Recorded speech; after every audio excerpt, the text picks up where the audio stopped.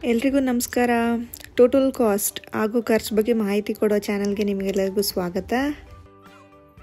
ನಾವಿವತ್ತು ಮಕ್ಕಳನ್ನೆಲ್ಲ ಗುಂಪು ಮಾಡ್ಕೊಂಡು ರಂಗನ ಬೆಟ್ಟಕ್ಕೆ ಹೋಗ್ತಾ ಇದ್ದೀವಿ. ಈ ಜಾಗದ ಬಗ್ಗೆ ಜಾಸ್ತಿ ಜನರಿಗೆ ಪರಿಚಯ ಇಲ್ಲ. ಈ ಜಾಗದ ಸ್ಪೆಷಾಲಿಟಿ ಏನು ಅಂದರೆ ಒಂದು ದೊಡ್ಡ ಬೆಟ್ಟ, ಅದ್ರ ಮೇಲ್ಗಡೆ ಒಂದು ಕಲ್ಲಿನ ಗುಹೆ, ಅದ್ರ ಒಳಗಡೆ ಒಂದು ರಂಗನಾಥ ಸ್ವಾಮಿ ದೇವರಿಂದ ಗುಡಿ ಇದೆ. ನಮ್ಮ ಹತ್ರ ಜಾಸ್ತಿ ಟೈಮ್ ಇಲ್ಲ, ದೇವ್ರ ದರ್ಶನ ಮಾಡಬೇಕು, ಹಂಗೆ ಸ್ವಲ್ಪ ಅಡ್ವೆಂಚರಸ್ ಆಗಿ ಏನಾದ್ರು ಟ್ರೆಕ್ಕಿಂಗ್ ಮಾಡಬೇಕು ಅಂತ ಏನಾದ್ರು ಪ್ಲ್ಯಾನ್ ಇದ್ದರೆ ಇದೊಂಥರ ಬೆಸ್ಟ್ ಪ್ಲೇಸ್. ಚಿಕ್ಕಮಗಳೂರಿಂದ ಒಂದು 15-20 ಕಿಲೋಮೀಟ್ರಲ್ಲಿ ಆಣೂರು ಅಂತ ಒಂದು ಊರು ಬರುತ್ತೆ, ಅಲ್ಲಿ ಈ ಬೆಟ್ಟ ಉಂಟು.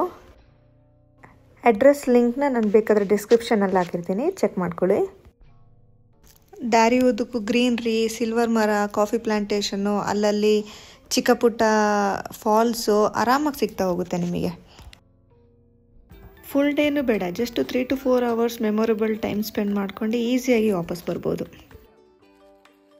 ಮೊದಲಿಗೆ ಬೆಟ್ಟದ ಕೆಳಗಡೆ ನಮ್ಮ ಬಲಗಡೆಗೆ ಹನುಮಾನ್ ಗುಡಿ ಸಿಗುತ್ತೆ. ಬೆಟ್ಟ ಹತ್ತಕ್ಕೆ ಶಕ್ತಿ ಕೊಡಪ್ಪ ಅಂತ ಪ್ರಾರ್ಥನೆ ಮಾಡ್ಕೊಂಡು ನಾವು ಬೆಟ್ಟ ಹತ್ತಕ್ಕೆ ಸ್ಟಾರ್ಟ್ ಮಾಡಿದ್ವಿ. ಮೇಲೆ ಹತ್ತಲಿಕ್ಕೆ ಅಪ್ರಾಕ್ಸಿಮೇಟ್ಲಿ ಒಂದು 300 ಮೆಟ್ಲಿದೆ, ಇಷ್ಟು ಹತ್ಕೊಂಡು ಹೋಗಬೇಕು.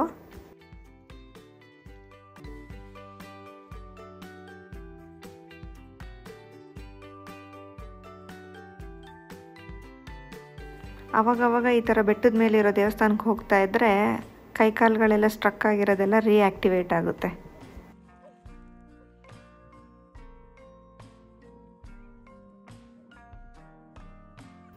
ನೋಡಿ, ಇಲ್ಲಿ ಬೆಟ್ಟ ಹತ್ತಿದ್ದಾಯಿತು. ಇವಾಗ ಮೇಲ್ ಬಂದರೆ ದೊಡ್ಡ ದೊಡ್ಡ ಬಂಡೆಗಳು, ಆ ಬಂಡೆಗಳ ಮಧ್ಯೆ ಈ ಥರ ಗುಹೆ ಇದೆ.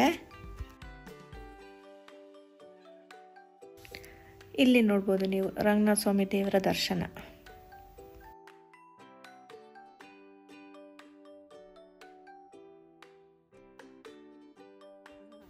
ದರ್ಶನ ಆದಮೇಲೆ ಹಂಗೆ ಹೊರಗಡೆ ಬಂದಮೇಲೆ ಅಲ್ಲೊಂದು ವ್ಯೂ ಪಾಯಿಂಟ್ ಥರ ಮಾಡಿದ್ದಾರೆ, ಬಟ್ ಅಲ್ಲಿ ಹತ್ತೋ ಸ್ವಲ್ಪ ಕಷ್ಟ, ಬಂಡೆಗಳ ಮೇಲೆಲ್ಲ ಹತ್ತಿ ಹೋಗಬೇಕು.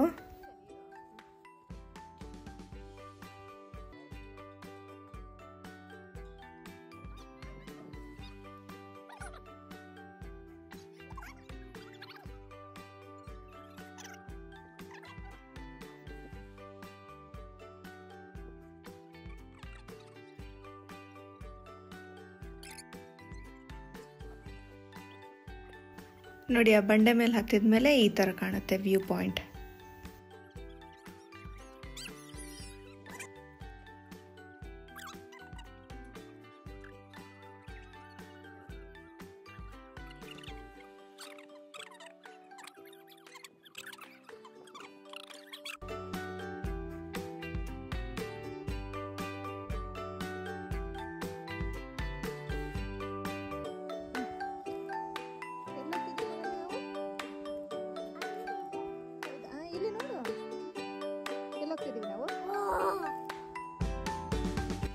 ಅಡುಗೆ ಕೂಡ ನಾವು ಮಾಡ್ಕೊಂಡು ಹೋಗಿದ್ವಿ. ಸೊ ಅಲ್ಲೆಲ್ಲರ ಜೊತೆ ಕೂತ್ಕೊಂಡು ಊಟ ಮಾಡಿಬಿಟ್ಟು ನಾವು ಹೊರಟ್ವಿ.